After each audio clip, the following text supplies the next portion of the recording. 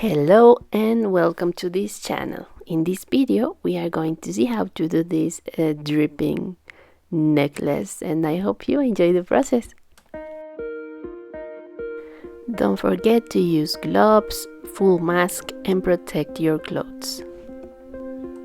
So I prepare my resin and I will start to taint this with red because this is a blood dripping necklace.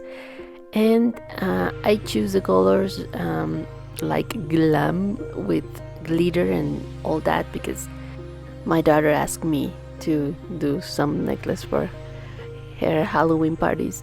So I am using a glam look, but if you want this a little bit more real, you need to focus on the color that you use for the blood. And this is not so much a dark because I want this a little bit more glamorous. And I will do another mix with mica powder.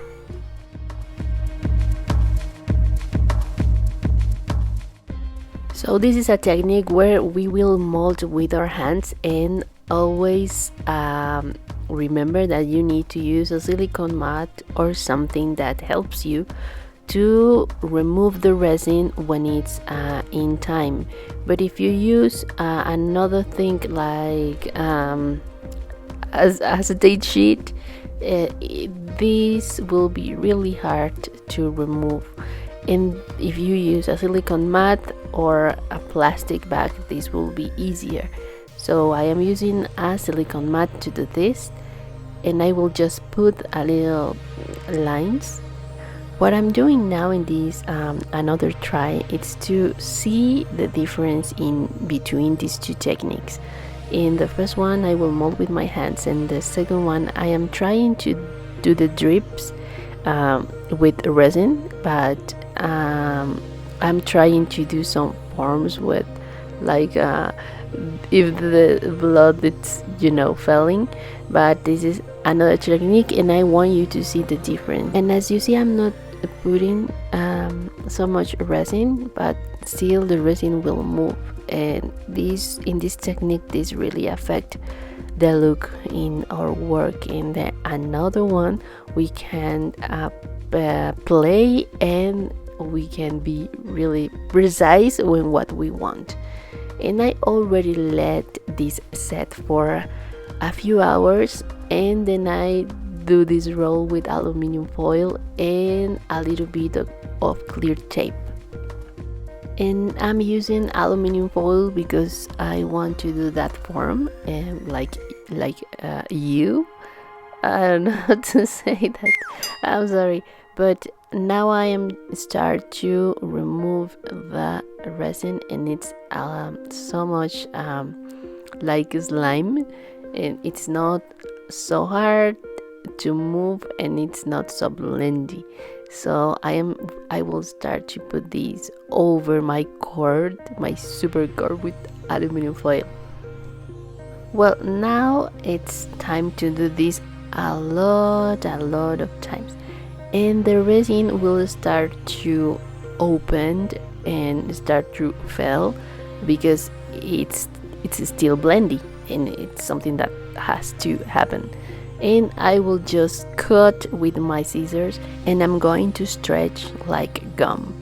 And you don't have to be worried about this because resin start to look like bubble gum, and you can really stretch like a lot the resin and it won't break. And this is the key factor when you are doing this technique. The resin has to be like bubble gum. And I will do this because I want to reinforce the part where it is the aluminum foil, because that will be the part in touch with the chain, and I need that part so much strong and resistant.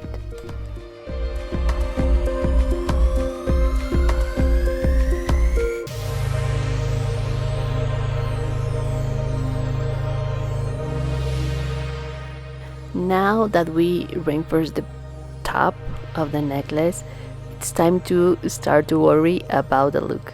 and I will start to cut the resin, and I can reuse this resin. I will just stretch and put above, and that's all we need to do.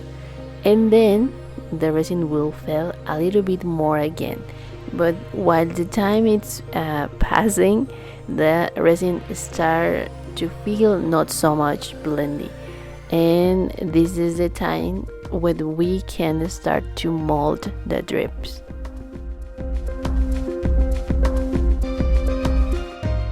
Now let's go back with another technique and see what's happening. And if you see, the resin move a lot, and we don't have the really defined drips that we had before. So we can put this. I didn't like the way the resin looks when this technique in this moment, so we can give some volume with the same resin, but it's not my favorite thing. So this is an example in that you can do another technique if you want a dripping blood necklace, but it's not exactly what I like the most. And now I will start to shape the necklace again, and I will cut again the resin, but now I won't use the back because I can't. Now it starts to stick into the silicone mat, so I will just work in the front part. And that's why it's important that you do the strong design before to cut the cord. And I need to say, this was so relaxing to do, and I really have fun doing this necklace, so I hope you give it a try.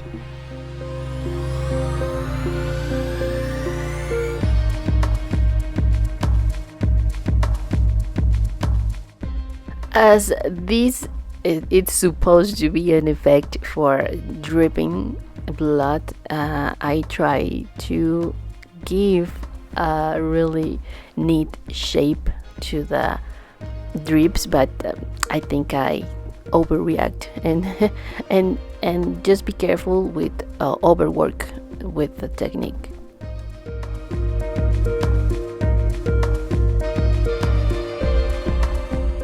I will try to refine some details, and I will let this cure.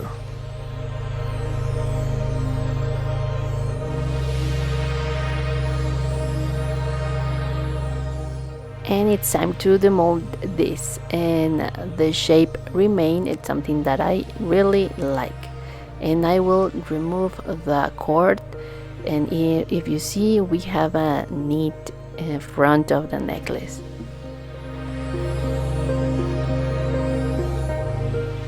And I will just pull the cord, and if you see the back, it's not exactly ugly, but I will do because it looks different, and I want you to see the looking with when you have some certain effect and when you don't have that lines. And I will just pull the cord, and we have really holes and the necklace. I don't know how to say it, I'm sorry. This is our dripping blood necklace, and it's really strong and resistant.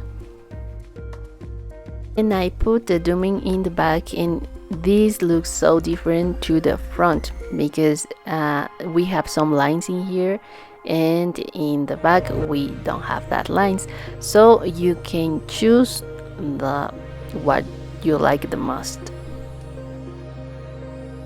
Here's a tip to pass the chain, because this is like a semicircle and it's hard to put the chain, but with this trick is super easy.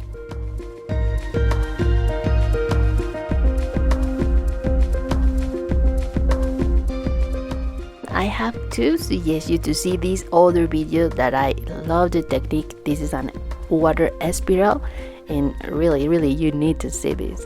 Well, this is all for today's video, and I really hope that this is helpful for you. Please subscribe and share this content with your friends.